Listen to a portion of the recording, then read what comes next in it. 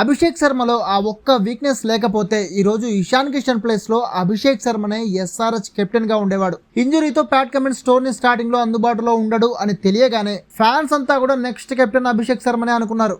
కానీ SRH management వాళ్ళ అంచనాలన్నింటినీ తలకిందులు చేస్తూ అభిషేక్ లో ఉన్న ఒకే ఒక్క మైనస్ పాయింట్ ని పాయింట్ అవుట్ చేస్తూ కెప్టెన్సీ ఇవ్వకుండా పక్కకి నెట్టేసి ఇషాన్ కిషన్ ని తెర మీదకి తెచ్చింది.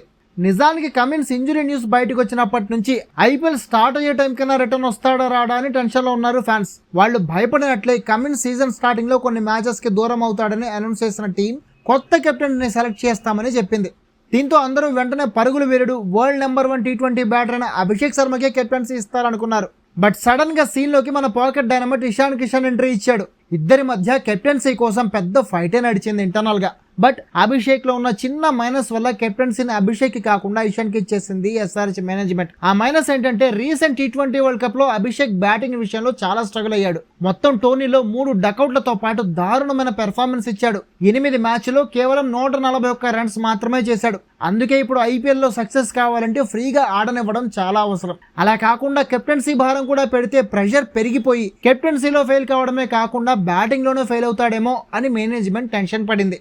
దానికి తోడు అభిషేక్ తో కంపేర్ చేస్తే డొమెస్టిక్ లో ఇషాన్ కే కెప్టెన్సీ అనుభవంతో పాటు సక్సెస్ రేట్ కూడా ఎక్కువ.